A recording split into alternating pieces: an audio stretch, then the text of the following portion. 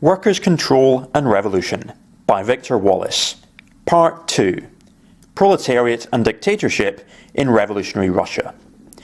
So this is the part of the essay where Victor Wallis illustrates the destruction of workers' self-management and the eventual adoption of taylorism, a capitalist management technique to control the working class in Russia. The Russian experience inescapably sets the terms for any comparative discussion. In its combination of hopes and disappointments, it was certainly a prototype. Its uniqueness is that, despite the immensity of the country's peasant population, it was the only revolution to have triumphed on the basis of an industrial working class. This feature, combined with the forcefulness of Lenin's writings, has given the Bolshevik approach a historic influence on discussions of workers' control that far exceeds the revolution's long-term attainments in that area.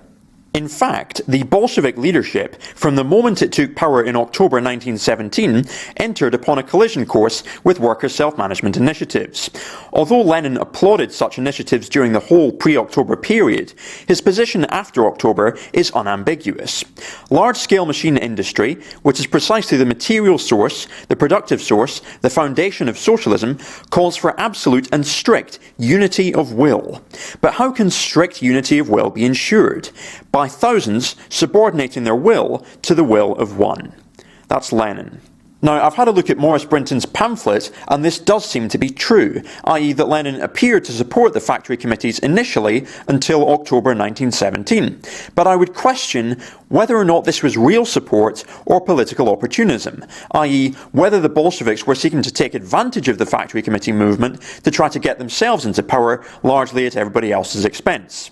State and Revolution was written in August to September 1917, and from October onwards, just a month after this supposedly libertarian writing, the Bolsheviks proceeded to co-opt and systematically destroy workers' self-management in Russia. Let's read on. Despite the unprecedented surge of factory takeovers that occurred throughout 1917, the Bolshevik leadership looked upon such actions as at most an expression of revolt against the bourgeoisie. It did not treat them as a form to build upon in the course of a transition to socialism. Instead, going along with the emphasis on obedience, Lenin repeatedly urged a prominent managerial role for former capitalists. When the Bolsheviks adopted the slogan of workers' control, therefore, they made clear that they understood control in the limited European sense of checking. While the performance of the ex-capitalist was thus indeed to be controlled, Lenin never spelled out what aspects of the production process the workers would be empowered to judge. What this meant in practice, however, is clearly suggested in his remarks about taylorism, namely that if a given method can quadruple productivity for the benefit of the capitalists, it can just as well do so for the benefit of the working class. In line with this approach, the Soviet government reacted with consistent disfavour to worker control initiatives, even where the alternative was a factory shutdown. Lenin defended this overall position by referring to the urgency of the country's economic tasks and to the inexperience of the workers. He did not consider the possibility of using the old managers merely as consultants, but instead accepted the idea that they should retain prime authority.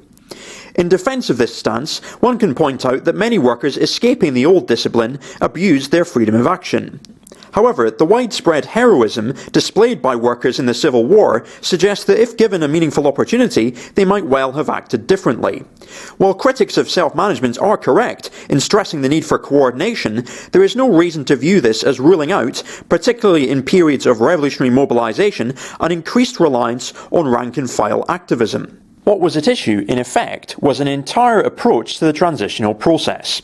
The acceptance of Taylorist methods was just one component, albeit a central one, of Lenin's larger view of the Russian economy as still requiring full development of the capitalist production process, even if under presumed working-class leadership.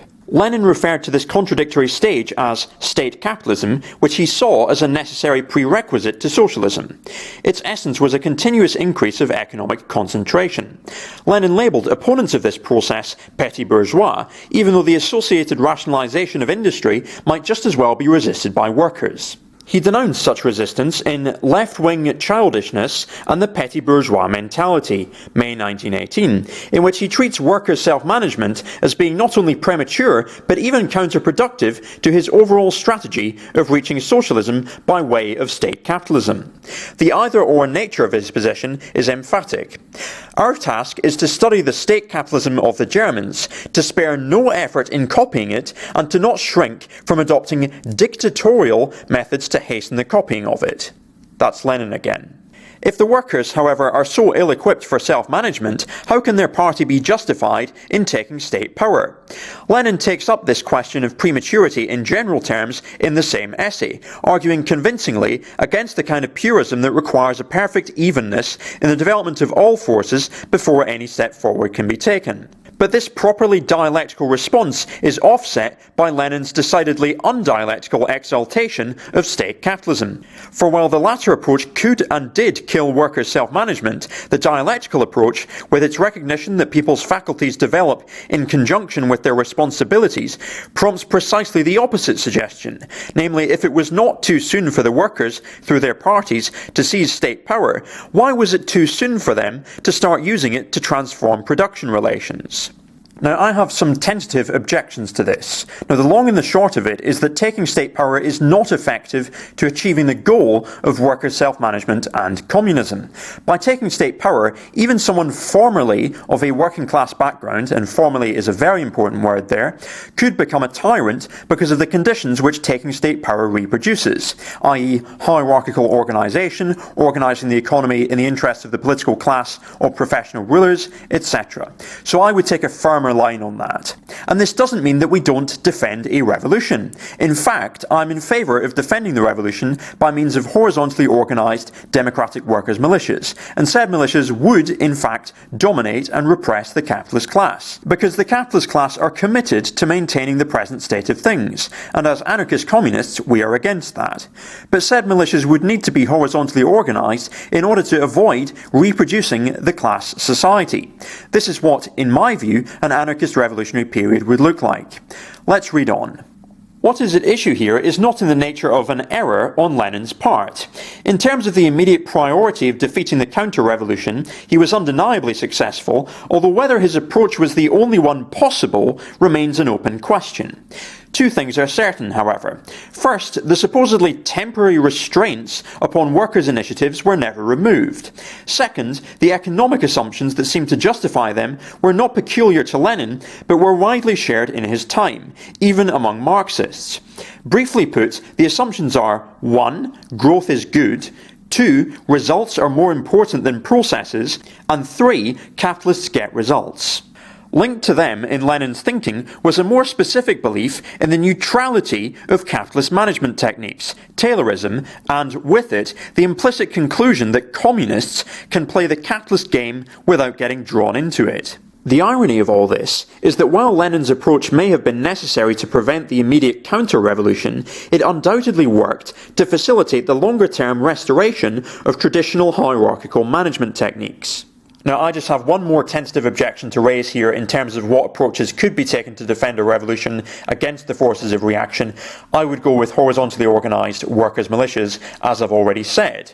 However, I do agree with the more fundamental point that Lenin's approach worked to facilitate the longer-term restoration of traditional hierarchical management practices. But I would again take a harder line on it than Victor Wallis. I think if it's the case that Lenin's approach reproduces class relations that we don't want, then we shouldn't use that approach. It's not strategically viable for communists. Let's read on. The negative lesson of the Soviet experience is therefore clear. Socialist revolution will not lead directly to the establishment of workers' control unless the appropriate measures are incorporated into the process through all its stages. What the Russian workers accomplished in 1917 was of unparalleled importance in raising this possibility. If their efforts failed, it was not due to any inherent flaw in what they were striving for, but rather to historical circumstances specific to the Russian case. The circumstances in question all relate to Russia's position as pace-setter. First, as already suggested, the period itself was one in which the impressiveness of capitalism's productive attainments was still largely unquestioned. Second, the very economic backwardness that made Russian society so explosive also required that any revolutionary government place a premium upon growth. Third, the workers themselves operated under a series of specific disadvantages, the most decisive of which was the lack of sufficient tradition and organisation to enable them to coordinate their self-management initiatives. And finally, in response to the Civil War, an externally supported counter-revolution, huge numbers of the most dedicated workers, 200,000 by April 1918 from Moscow alone, departed for the front. For any who may have returned, the moment of their potential collective strength was lost.